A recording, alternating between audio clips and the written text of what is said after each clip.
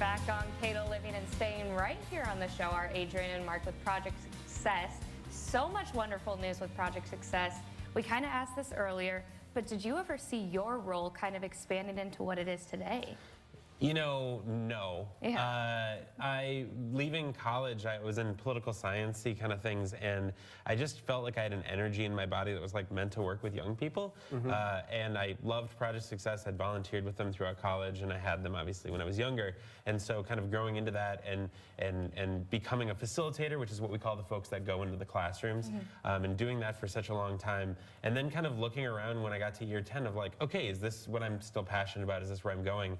And it was right around that time that we were like considering expanding outside of Minneapolis kind of for the first time ever, really. And they were like, we're looking at Mankato, and I was like, I have so many connections to that space. Like my whole mom's side of the family's from Belle Plaine. It just like was like, it was like, you know what, like let's do it. Yeah. And so now this is kind of my role, is coming in, meeting with administration, and the people down here have been so great, genuinely. Yeah, Maps like, is wonderful. oh my God, Fantastic. like what an incredible district you have here. And Paul Peterson. yes, and Good all, friend of ours. and all the principals too, like genuinely principals. being so willing and open to say, you know what, we believe in this too. This is something that we're going to invest in, and they've done such a great job of having us be a part of their community already, and we're just pumped to continue to see where it grows. For sure. So cool. Now, a word in your answer was volunteer. How can people volunteer, say a person like me wants to be interested, or a person watching? Yeah, we have tons of volunteer kind of roles and positions, and as we're continuing to build down here, those will continue to grow as well. One of the main ones that we use sometimes in the cities and that we're going to continue to build down here are volunteer drivers. We invite students and families to like plays, musicals, dance performances, concerts, just different forms of theater. And a lot of these students sometimes don't necessarily have a way to get there and back again. Right. We know all the different reasons why. And so we have a lot of volunteer drivers in the cities that will pick up whole families, bring them to the theater, and then get to see the show with them. And it's kind of like a nice like partnership kind of thing, building community. Again, that's so important.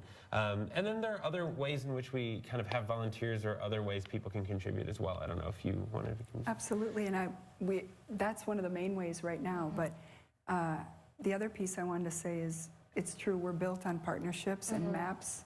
The principals, the teachers, obviously superintendent, just incredible. Couldn't be more grateful or happy to be here. And you can see, Mark said, it's in my bones. So it's pretty special. How important are private donations and people really helping to support you guys through your project? Yeah. So, you know, I always say to some of our earliest supporters, you believed in our dream and my dream, and that's been critical. We rely on, most of our budget is supported through contributions, individual family foundations, corporations, and then we do get support from the districts and schools as well, but most of it is contributed revenue, and it means the world. And they're partners with us as well. We have some folks that have given for many years, and we have, even last night, I got a $50 donation from a recent alumni.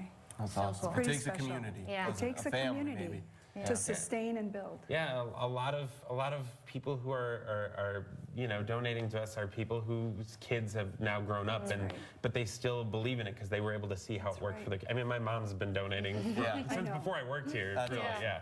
Thank you, Jane. If people wanted to find out more about you guys, or learn, or how they want to get involved, how can they do that? For sure. They can head to our website, projectsuccess.org, and specifically we have one for Mankato students called projectsuccess.org/Mankato, and there it's super easy. They can sign up for shows online. Some of our special events, we'll have like a winter adventure day coming up in like February. We can maybe even come back and talk more about. But we also have shows that they can really sign up for right now.